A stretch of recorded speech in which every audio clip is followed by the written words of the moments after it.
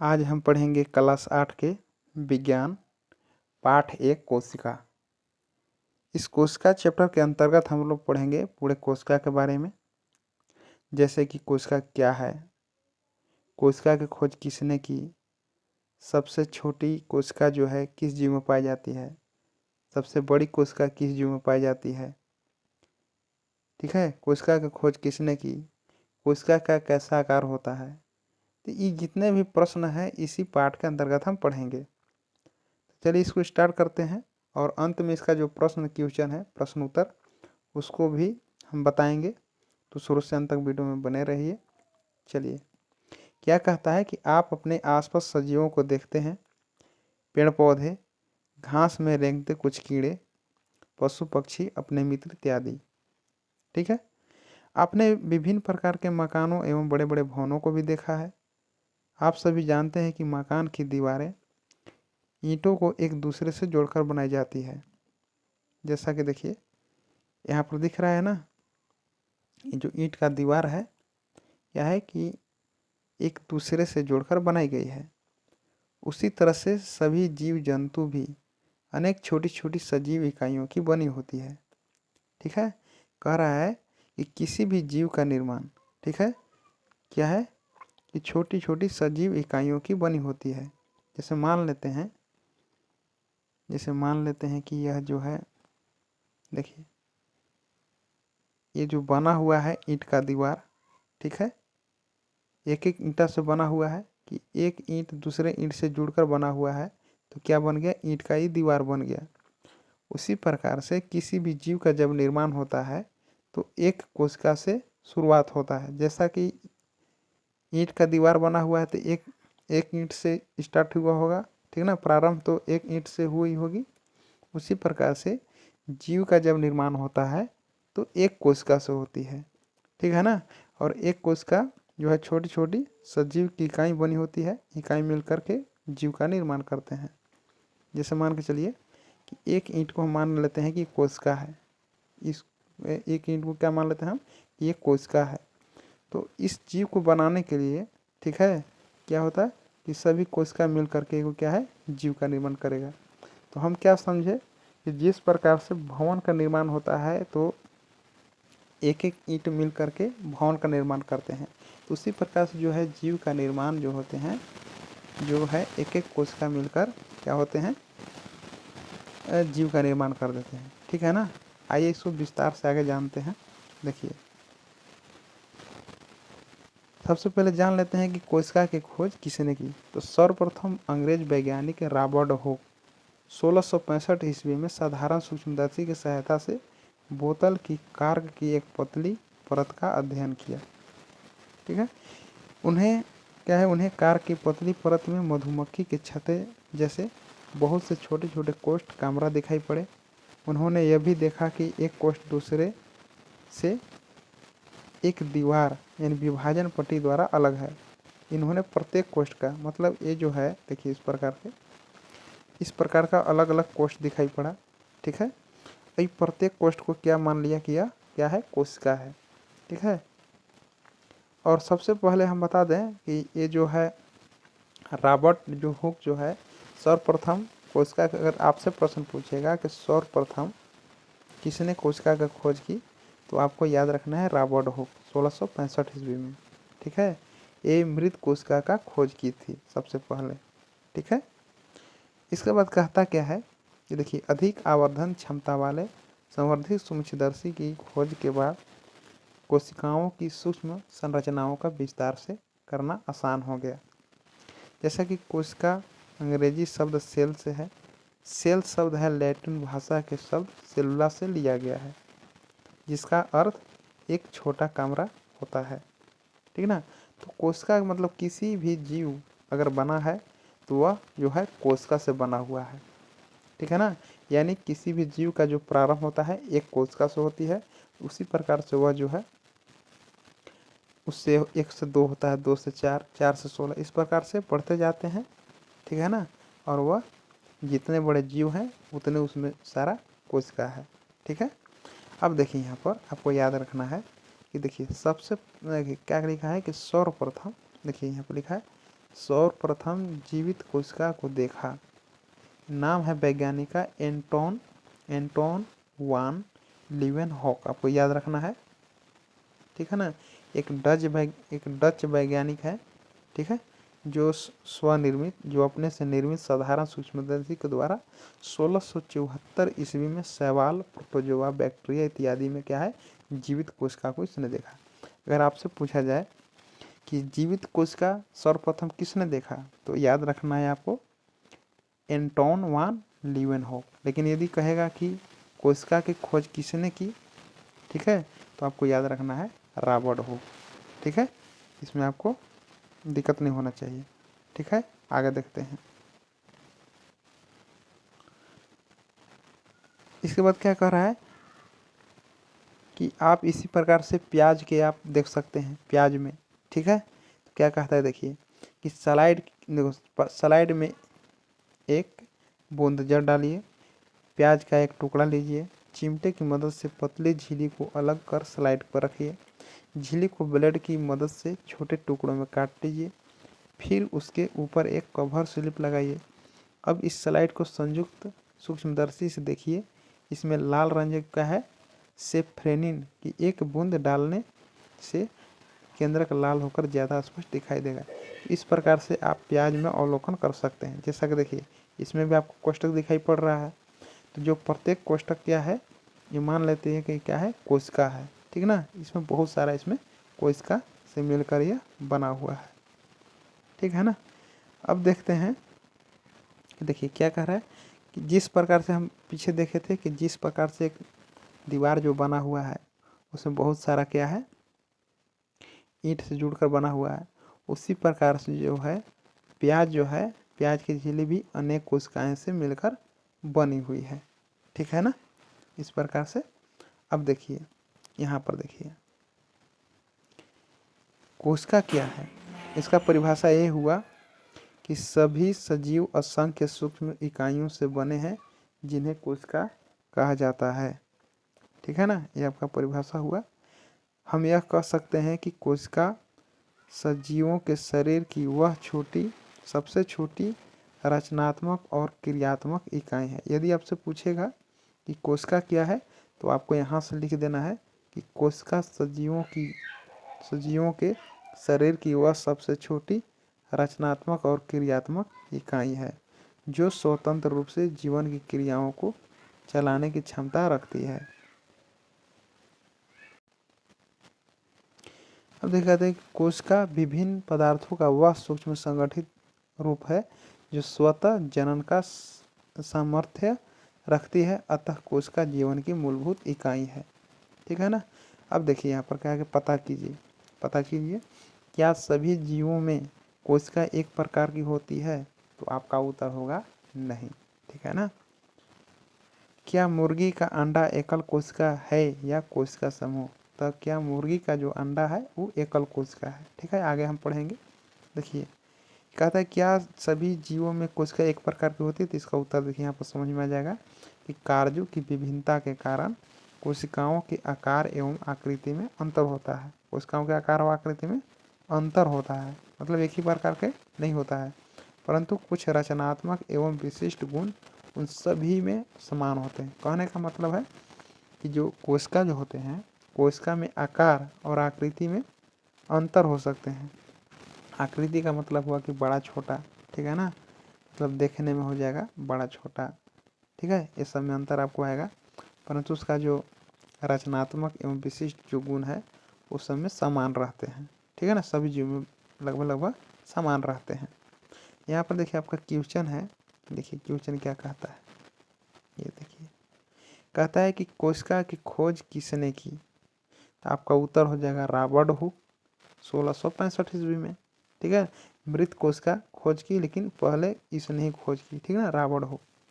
दूसरा प्रश्न है कि सर्वप्रथम जीवित कोशिका किसने देखा, एक डच वैज्ञानिक है, आपको बताया था ना डच वैज्ञानिक, देखिए यहाँ पर डच वैज्ञानिक यही है एंटोन वान लीवेनहॉक, को याद रखना है। एंटोन वान लीवेनहॉक ने जो है सबसे पहले जो है जीवित कोशिका को देखा था, ठीक है ना।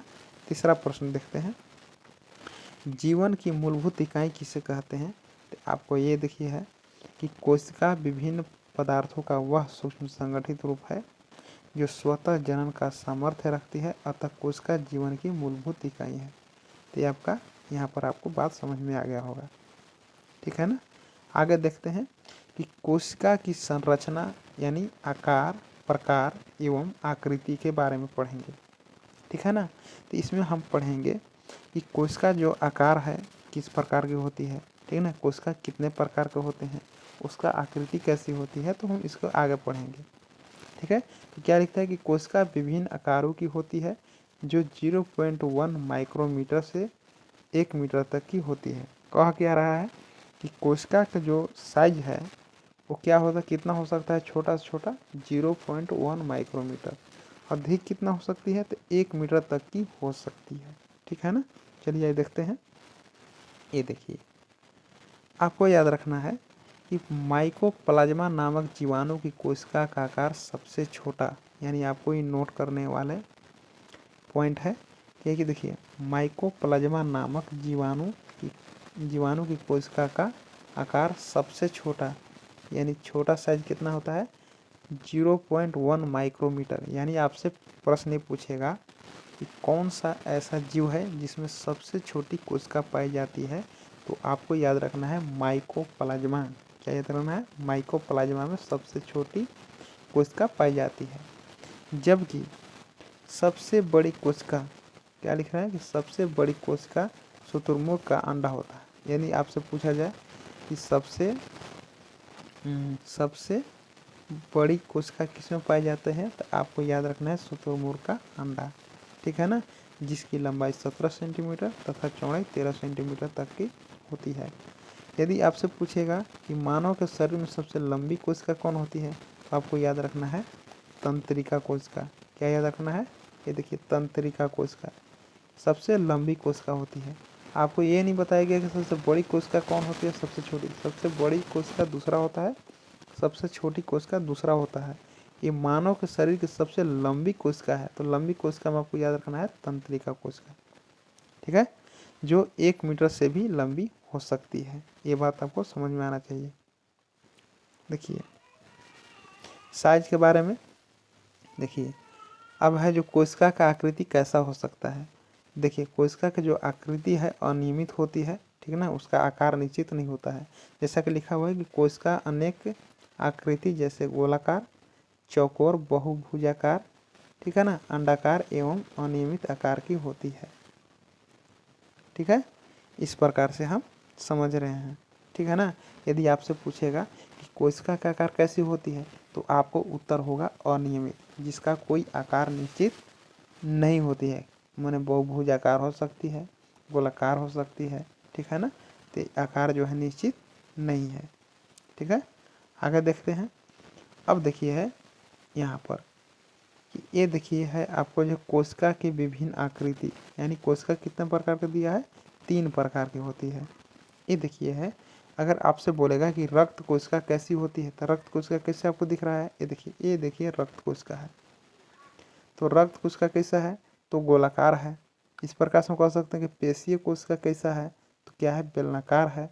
अब ये देखिए तंत्रिका कोशिका, जो अभी बताए थे कि मनुष्य के शरीर में सबसे लंबी कोशिका कौन सी है, तो याद रखना है तंत्रिका कोशिका, ठीक है ना, जो 1 मीटर से भी अधिक है, ठीक है ना।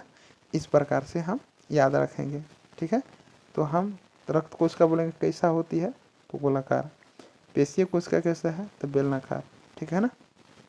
चलिए आगे देखते हैं। कहता है कि कोशिकाओं की संख्या। अब देखिए कोशिका की संख्या कितनी हो सकती है। जैसे कि बताए थे कि कोशिका जो होती है, प्रत्येक जीव का जो है वो प्रारंभिक है, ठीक है ना। वो किसी भी जीव का जब रचना होती है, ठीक है, संरचना होती है, यानी शुरुआत होती है, तो एक कोशिका से होती है। तो ये प्रश्न रहा, ठीक है ना, इसमें पढ़ेंगे आगे कि भाई कितने मतलब जीव में कितने कोशिका हो सकती है, ठीक है। ये देखिए क्या लिखा है कि पूर्व कक्षा में आपने अमीबा में पोषण के बारे में पढ़ा है। क्या हम लोग पढ़े हैं कि जो अमीबा जो होती है, ठीक है ना, एक कोशिकीय जीव है। एक कोशिकीय जीव अमीबा में भोजन, अंतर्ग्रहण, पाचन, अवशोषण एवं सर्जन की सभी क्रियाएं होती है। तो आपको ये याद रखना है कि जो अमीबा का जो है जो क्रिया, ठीक है ना, सभी क्रियाएं क्या हो सकती है अमीबा में। देखिए देखिए एक कोशिकीय जीव अमीबा में भोजन, अंतर्ग्रहण, पाचन और शोषण एवं सृजन की सभी क्रियाएं होती है।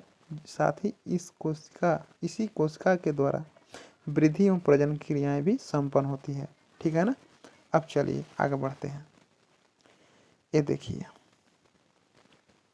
इस प्रकार से आपको देगा प्रश्न में कि अमीबा एक कोशिकीय जीव है या बहुकोशिकीय जीव। तो आपको याद रखना है कि अमीबा जो है एक कोशिकीय जीव है, ठीक है। यहाँ तक बात समझ में आ गया। देखिए अब देखिए यहाँ पर कोशिका के बारे में है कि बताइए जो जीव जो बना हुआ है कितने कोशिका से बना हुआ है। जैसा कि लिखा हुआ है यहाँ पर देखिए कि मनुष्य का शरीर तथा दूसरे जंतु जैसे हाथी या लंबे पौधे, ये सभी कई अरबों खरबों कोशिकाओं से मिलकर बने होते हैं। एक कोशिकाएं विभिन्न प्रकार, आकार एवं आकृति की होती है, परंतु इन कोशिकाओं का आकार उनके शरीर के आकार पर निर्भर नहीं करता है। यानी कहने का मतलब कि जो साइज है उसका आकार है, ठीक है ना, उसका शरीर पर निर्भर नहीं करता है कि अगर मोटा मतलब मोटा लंबा यदि कोई जीव है तो कोई जरूरी नहीं कि मोटा लंबा उसका कोशिका हो सकता है। लेकिन हाँ इतना है कि जो जीव जितने बड़े हैं उसमें उतना ही कोशिका है। जैसे देखिए हाथी सबसे बड़े जीव होते हैं, उसमें बहुत सारा क्या है कोशिका है उसमें, ठीक है ना। इस प्रकार समझेंगे। जैसे पेड़ पौधे में होते हैं बहुत बड़े बड़े होते हैं तो उसमें अरबों खरबों कोशिकाएं मिलकर बने होते हैं, ठीक है ना। तो जो जितने बड़ा जीव है उसमें उतना ही कोशिका ज़्यादा होती है, और जो जीव जितने छोटे होते हैं उसमें उतना ही कम कोशिका से बने होते हैं, ठीक है ना। आगे बढ़ते हैं। अब देखिए ऊतक के बारे में जानते हैं कि ऊतक क्या है। तो कोशिकाओं का समूह जिसकी रचना, उद्गम तथा कार्य समान हो वह मिलकर ऊतक बनाते हैं। मतलब हम कह सकते हैं कि ऊतक किसे कहते हैं, ऊतक कैसे बनता है। तो बहुत सारे जो कोशिका मिल करके, जिसके समूह बोल सकते हैं, बहुत सारे कोशिका मिल करके क्या है ऊतक बनाते हैं, ठीक ना। तो समझ गए कि ऊतक क्या कैसे बनते हैं। तो बहुत सारे कोशिका मिल करके ऊतक बनाते हैं, ठीक है। अब देखिए यहाँ पर अंग क्या है। अंग दो या दो से अधिक ऊतक सम्मिलित होकर अंगों का निर्माण करते हैं। यानी अंग को हम समझ गए कि अंग कैसे बनता है। तो दो या दो से अधिक ऊतक मिल करके अंग का निर्माण करते हैं। उसी प्रकार से ये अंग एक या अधिक कार्यों को संपादित करते हैं। शरीर के सभी अंग मिलकर जीवन संबंधी क्रियाओं को पूर्ण करते हैं। ऐसे जीव बहुकोशिक जीव कहलाते हैं, ठीक ना। तो बहुत समझ में आ गया आपको, अच्छी तरह समझ में आ गया होगा। यहाँ पर देखिए यहाँ पर लिखा है कोशिका। अब बोलेंगे कोशिका क्या है। तो कोशिका किसी भी जीव का प्रारंभिक है। जैसे किसी भी जीव का अगर रचना हुआ है तो एक कोशिका से हुआ है, ठीक है ना, यहाँ से शुरुआत हुआ। अब ऊतक कैसे बना। तो बहुत सारे, ठीक ना, बहुत सारे कोशिका मिल करके ऊतक का निर्माण करते हैं, ठीक है। अब अंग कैसे निर्माण होंगे। तो दो या दो से अधिक ऊतक मिल करके अंग का निर्माण करते हैं। उसी प्रकार से पूरे सब अंग मिल करके अंग तंत्र बन गए, ठीक है। और अंग तंत्र मिलकर क्या है जीव का निर्माण हो जाता है यहाँ पर, ठीक है। यहाँ तो बात समझ में आ गया होगा। आगे बढ़ते हैं। ये देखिए इस प्रकार से, ये देखिए कहता है कि आपको जानकर आश्चर्य होगा कि अरबों कोशिकाओं वाले जीवों के जीवन का प्रारंभ एक कोशिका से ही होती है। जैसा कि बताए थे कि कितना हो बड़ा जीव हो, छोटा हो या बड़ा, उसका जो है जीव का निर्माण एक कोशिका से होता है जो एक निषेचित अंडा है, ठीक है ना। यह बात समझ में आ गया। यानी कितना बड़ा भी जीव हो जाए, ठीक है, लाखों खरबों कोशिकाएं वाला जीव है, लेकिन उसका जो जीवन है, ठीक है, उसका जो शुरुआत है एक कोशिका से हुआ होगा, ठीक है। अब कहता है कि निषेचित अंडा गुणन करता है तथा वृद्धि एवं परिवर्धन के साथ कोशिकाओं की संख्या बढ़ती जाती है। अब देख लीजिए कि मुर्गी का अंडा एक एकल कोशिका है। मुर्गी का अंडा क्या है, एकल कोशिका है, तथा आकार में बड़े होने के कारण इसे नग्न आंखों से भी देखा जा सकता है। तो आप हम मतलब देख सकते हैं कि अंडा में जो देखिएगा, जो अंडा होता है, ठीक ना, उसमें एक पीला भाग होता है, ठीक है। तो अंडा का जो उसमें जो पीला भाग होता है वही आपका क्या है, कोशिका है। आराम से हम लोग देख सकते हैं अपनी आँख से, ठीक है। अब देखिए कोशिका का जो घटक है वो 3 घटक है, ठीक है। तो यहाँ पर 3 घटक क्या है, कोशिका झिल्ली, कोशिका द्रव्य एवं केंद्रक, ठीक है। तो इसका जो हम लोग जो है पढ़ेंगे विस्तार से। देखिए क्या कह रहा है, पहले कोशिका झिल्ली के बारे में जान लेते हैं। पहले कोशिका झिल्ली को हम क्या बोलते हैं, प्लाज्मा झिल्ली भी कहते हैं। याद रखना है कि कोशिका झिल्ली का एक और क्या नाम है, प्लाज्मा झिल्ली। कहता है कि कोशिका का क्या कहता है कि कोशिका का सबसे बाहर का आवरण घेरा, यानी क्या बोलता है कि कोशिका का सबसे बाहर का आवरण या घेरा कोशिका झिल्ली कहलाता है। ये देखिए कोशिका झिल्ली एवं केंद्रक के बीच का भाग को कोशिका द्रव कहते हैं, ठीक है ना।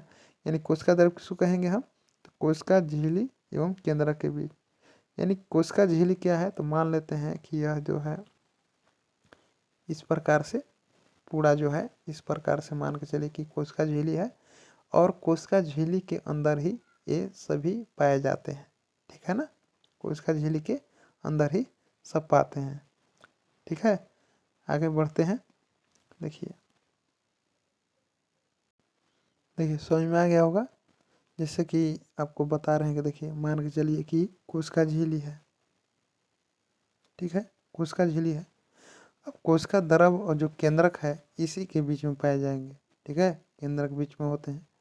तो आपको समझ लेना चाहिए कि कोशिका झिल्ली के अंदर ही सब कोशिका द्रव और केंद्रक पाई जाती है, ठीक है ना। अब देखिए कहता है कि कोशिका अंगक होते हैं, कोशिका अंगक होते हैं, तो इसको हम आगे पढ़ेंगे। कहता है कि देखिए कोशिका झिल्ली जंतुओं में पाई जाने वाली सबसे बाहरी परत है, ठीक है ना। ये देखिए बाहरी परत जो ये वाला जो दिख रहा है, ये बाहरी परत क्या है, कोशिका झिल्ली है, ठीक है। ये किसमें पाया जाता है, जंतुओं में। कहना कि जबकि पौधों में, यहाँ पर देखिए, जबकि पौधों में इस झिल्ली के बाहर एक और मोटी परत पाई जाती है जिसे कोशिका भित्ति कहते हैं, सेल वॉल। सेल वॉल क्या है, इसी के बाहरी, देखिए कोशिका झिल्ली है ना, इसी के बाहरी, ये तो जंतु में पाए जाते हैं, लेकिन पेड़ पौधे में ये जो बाहरी वाला जो भाग है एक और ऐसे परत, ठीक है ना, ये क्या है, सेल वॉल है, कोशिका भित्ति है मैंने, ठीक है ना। समझ में आ गया होगा कि इसमें डबल झिल्ली भी होती है, ऐसे कह सकते हैं इसमें डबल झिल्ली होती है। यानी आपको याद रखना है कि जंतु में एक झिल्ली पाई जाती है जिसको बोलते हैं कोशिका झिल्ली, और जो पेड़ पौधे में, केवल पेड़ पौधे में क्या पाई जाती है, एक और झिल्ली ऊपर बाहरी भाग से पाई जाती है जिसको हम बोलते हैं कोशिका भित्ति, ठीक है ना।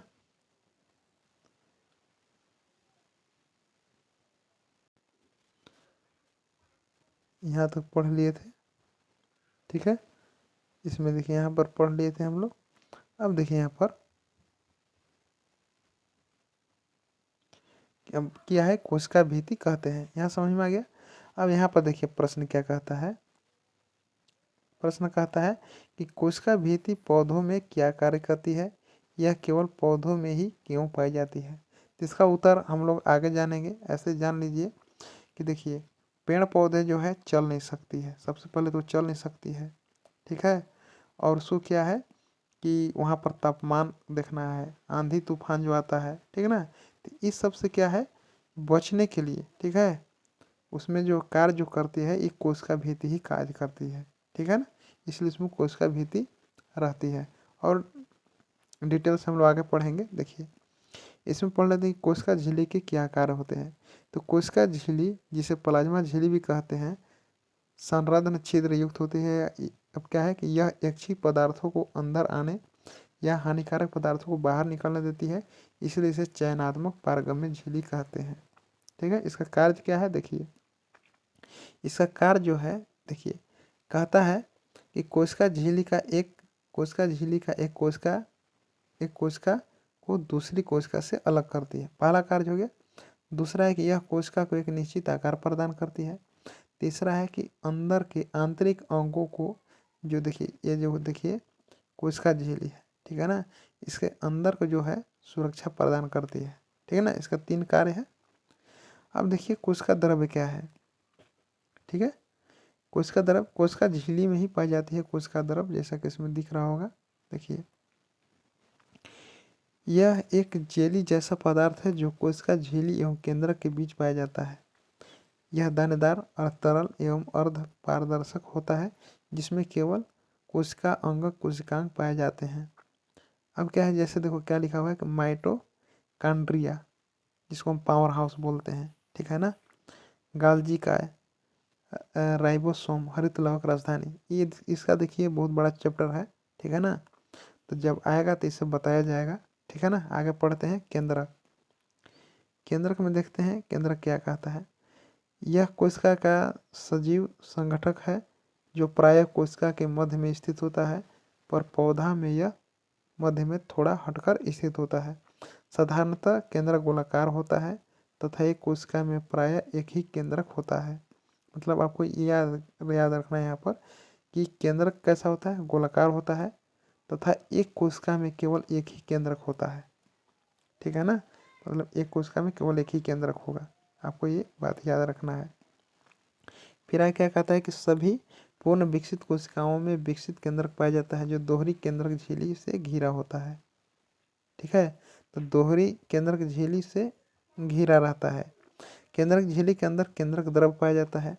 केंद्रक रंध्रों द्वारा केंद्रक द्रव्य तथा केंद्रक कोशिका द्रव के बीच विभिन्न पदार्थों का आदान प्रदान होता है। कोशिका द्रव तथा केंद्रक द्रव्य को सम्मिलित रूप से जीव द्रव्य कहते हैं, ठीक है ना। आगे पूछेगा कि जीव द्रव्य किससे कहते हैं, तो आपको याद रखना है कि कोशिका द्रव्य तथा केंद्रक द्रव्य को सम्मिलित मिला दिया जाए दोनों को, इसका नाम जीव द्रव्य हो जाएगा, ठीक है ना। कोशिका द्रव्य और केंद्रक द्रव्य को मिलाकर क्या बोलेंगे हम, जीव द्रव्य, ठीक है।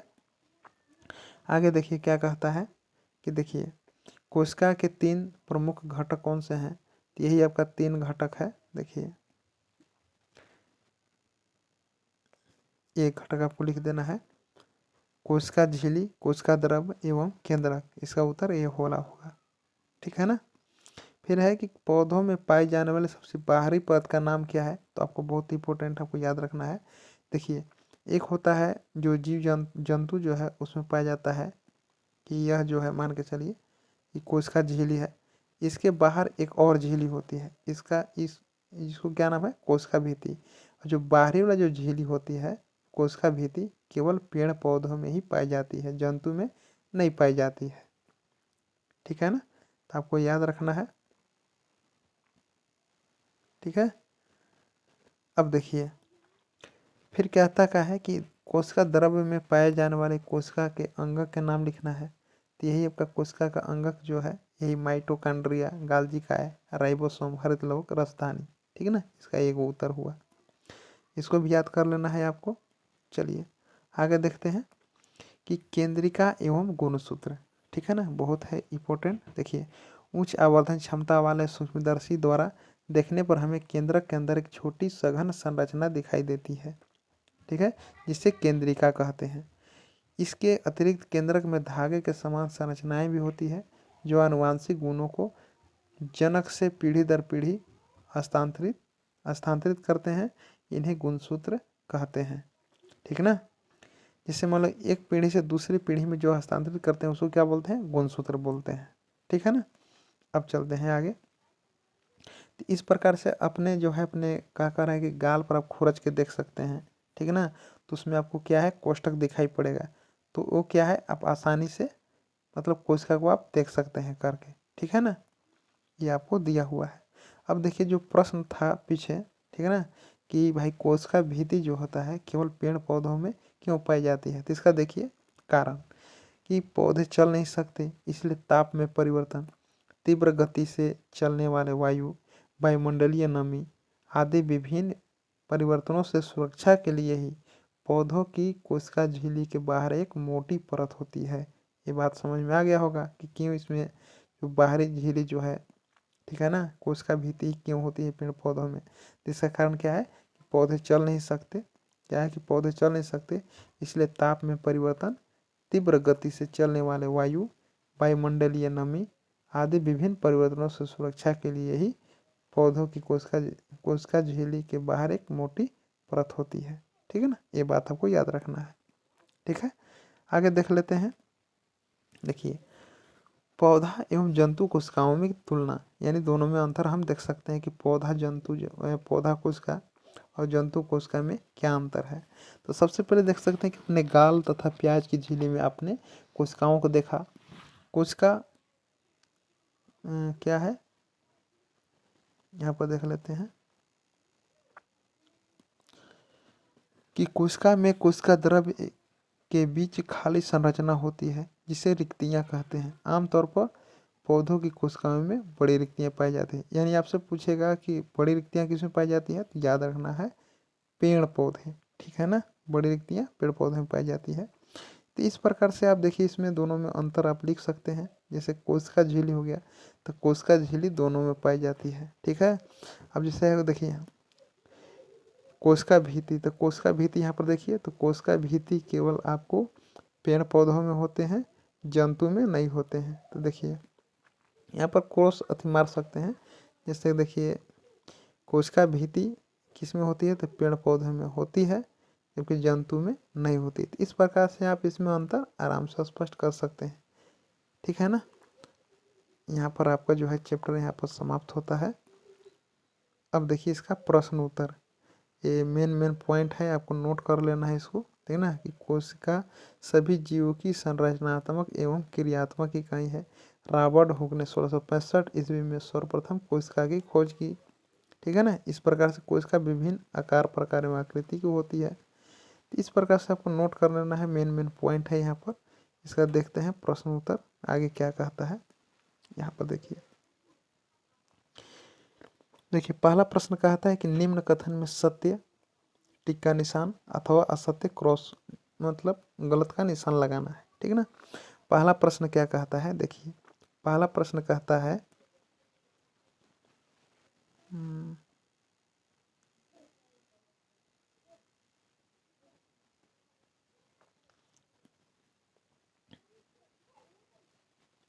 पहला प्रश्न क्या कहता है कि एक कोशिक जीव में एक ही कोशिका होती है। तो एक जिसम इसे एक जीव में एक कोशिका से बनी होती है, उसको हम क्या बोलते हैं, एक कोशिक जीव, ठीक है ना। और एक से ज़्यादा से बनी होती है उसको बहुकोशिक जीव कहते हैं। तो ये आपका आंसर सही होगा, ठीक है। बहुत ही अति हो गया, ठीक है। तो इसको हम ले लेते हैं, चलिए। तो कहता है कि पहला जो ऑप्शन क्या है सही होगा, ठीक है ना। एक कोशिक जीव में केवल एक ही कोशिका होती है। दूसरा प्रश्न है, प्रश्न नंबर दूसरा, कि रक्त कोशिका शाखान्वित होती है। तो रक्त कोशिका जो है शाखान्वित, पीछे बताया था ना कि रक्त कोशिका शाखान्वित होती है, तो रक्त कोशिका शाखान्वित नहीं होती है, गोलाकार होती है। इसलिए दूसरा ऑप्शन क्या हो जाएगा, यह गलत हो जाएगा, ठीक ना। दूसरा वाला गलत हो जाएगा। यानी हम क्या बताए कि पहला जो है सही होगा, दूसरा जो है गलत होगा, ठीक है ना। तीसरा क्या है, किसी जीव की मूल संरचना अंग है। तो ये भी तीसरा क्या होगा, बताइए तीसरा क्या होगा, ये भी गलत होगा। हम पीछे क्या पढ़े कि क्या भाई किसी जीव की जो मूल संरचना है वो क्या होता है, कोशिका होती है, अंग नहीं होती है, ठीक है ना। अब चौथा देखिए, चौथा क्या कहता है, चौथा जो है, चौथा कह रहा है कि अमीबा की आकृति अनियमित होती है। तभी हम पढ़े कि आकृति जो होती है अमीबा की अनियमित होती है ना, ठीक है। चौकोर हो सकता है, गोलाकार हो सकता है, इसलिए यह क्या है कि सही है, ठीक है ना। क्वेश्चन नंबर 5 क्या कहता है कि सबसे बड़ी कोशिका शुतुरमुर्ग का अंडा होता है। ये ऑप्शन आपका 5 क्वेश्चन जो है ये भी ये सही होगा, ठीक है ना। सबसे बड़ी जो अंडा है, सबसे बड़ी जो अंडा जो पाया जाता है शुतुरमुर्ग के अंडा में, वो सबसे बड़ी कोशिका पाई जाती है। अगर प्रश्न आपसे पूछे कि कौन सा ऐसा जीव है जिसमें सबसे बड़ी कोशिका पाई जाती है, तो आपको याद रखना होगा शुतुरमुर्ग का अंडा, ठीक है। और सबसे छोटी माइकोप्लाज्मा, ठीक है ना, आपको याद रखना है। अब क्वेश्चन नंबर 6 क्या कहता है कि देखिए 6 कहता है कि पौधों की कोशिकाओं में अपेक्षाकृत बड़ी रिक्तियां पाई जाती है। ये आपसे क्वेश्चन नंबर जो 6 दिया है ये आपको सही होगा, ठीक है। क्वेश्चन 6 ये सही होगा, ठीक है ना। कि पौधों की कोशिकाओं में अपेक्षाकृत बड़ी रिक्तियां पाई जाती है, यानी पेड़ पौधा में जो रिक्तियां होती है बड़ी होती है, ठीक है, इस प्रकार से हम लोग ये पहला क्वेश्चन बन गया। देखते हैं दूसरा। तो हम इस प्रकार से पहला क्वेश्चन को हम पढ़ लिए, ठीक है ना। क्या था कि पहला का आंसर सही था, दूसरा गलत था, तीसरा भी गलत था, चौथा सही था और पांचवा भी सही था, छठा भी सही था, ठीक है ना। अमीबा क्या अनियमित होती है, सबसे बड़ी कोशिका शुतुरमुर्ग का अंडा होता है, ठीक है। अब इस प्रकार से देखिए दूसरा प्रश्न क्या है कि सही विकल्प को रेखांकित कीजिए। केंद्रक में कौन सा द्रव पाया जाता है, तो केंद्रक में केंद्रिका द्रव पाया जाता है, ठीक है। दूसरा प्रश्न है कि जंतु कोशिका में क्या अनुपस्थित होती है। देखिए जंतु कोशिका में जो है कोशिका भित्ति नहीं होती है, ठीक है ना। सिर्फ किस में होती है कोशिका भित्ति, पेड़ पौधों में, ठीक है। फिर कहता है कि क्लोरोप्लास्ट किस में पाया जाता है। प्रश्न नंबर 3 क्या कहता है कि क्लोरोप्लास्ट किस में पाया जाता है, तो क्लोरोप्लास्ट भी जो पेड़ पौधे में ही पाई जाती है। यानी याद रखना है कि पेड़ पौधों में क्लोरोप्लास्ट और कोशिका भित्ति पाई जाती है, जो जंतु में नहीं पाई जाती है, आपको याद रखना है। क्वेश्चन नंबर 4 क्या कहता है कि अमीबा एक एकल कोशिकीय जीव है, इसके एक ही कोशिका होती है। तो ये देखिए अमीबा में जो है सभी चीज होते हैं, देखिए अंतर्ग्रहण, अतःग्रहण, पाचन, अवशोषण एवं उत्सर्जन, यानी तीनों के तीनों होती है। तो ये जो है ऑप्शन सही होगा, ठीक है। और इस प्रकार का जो है क्वेश्चन 3 है, कोशिका झिल्ली को चयनात्मक पारगम्य क्यों कहा जाता है। तो इसका क्वेश्चन का आंसर जो है, ठीक ना, नीचे डिस्क्रिप्शन बॉक्स में आपको लिंक दिया गया है, उस लिंक से आप जाकर ये प्रश्न क्वेश्चन आप पढ़ सकते हैं, ठीक है।